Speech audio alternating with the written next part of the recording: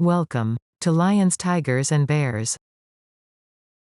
This year, the first part of Indiana Jones turns 40. Despite his vulnerable age, the hero in the hat with the whip, it seems, is not going to grow old. Invented by pioneers of new American blockbusters George Lucas and Steven Spielberg, the film looks great today, and the entire classic trilogy can be safely called a reinvention of the canon of adventure cinema. In this video essay, I'll try to figure out how the original story works, what makes Indiana Jones interesting, and what makes this franchise so exciting.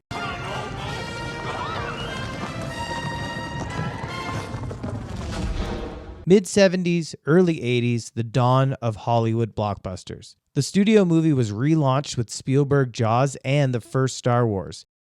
The story of an archaeologist and adventurer began to develop in the early 70s, George Lucas. Then the character was called Indiana Smith, and he only vaguely resembled the future movie hero. Steven Spielberg and Star Wars screenwriter Lawrence Kasdan brought to mind the image of the brave adventurer. Indiana Jones was supposed to be something of an adventurous television series that inspired Lucas as a child. Zorro, Buck Rogers, Spy Smasher, the DNA of pulp adventure novels, and classic adventure films and TV series of the first half of the 20th century. For the heroes of that era, the world map was full of white spots, and it seemed to them that humanity was waiting for many new discoveries. So forget any ideas you got about lost cities, exotic travel, and digging up the world. We do not follow maps to buried treasure, and X never, ever marks the spot.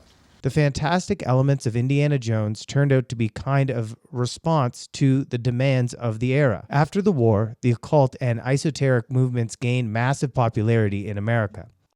Indiana Jones, in turn, was the embodiment of this craving for the knowledge of the ideal scientific approach and principled belief in the possibility of a mere operetta cartoon villains opposing the main character, most often the Nazis, want to gain not just power but knowledge, magical powers, and therefore always lose. Indiana refuses from knowledge and therefore from power, so from film to film he manages to stay alive. Indiana?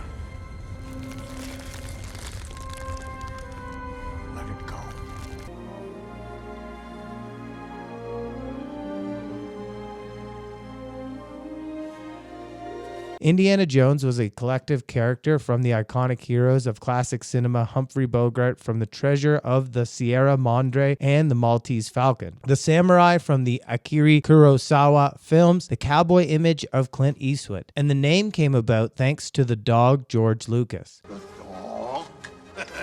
You are named after the dog? Got a lot of fond memories of that dog. The creators originally planned to create a franchise hero from Indiana Jones and therefore deprived him of a big dramatic story, but endowed him with bright recognizable features from a hat and a whip to hatred of snakes. I hate snakes, Chuck! I hate them! The vertical structure of the narrative, when a single film can be watched without knowing the previous parts, is an ideal form for an adventure genre and, more importantly, a profitable economic formula. The absence of a meta plot is indicated even by the broken sequence of the episodes. The first part takes place in 1936, the second in 1935, and the third in 1938. The film continues to be criticized for the lack of distinct arc in Indy to this day, although in the third part, the dramatization of the image began due to the background and the appearance of the father.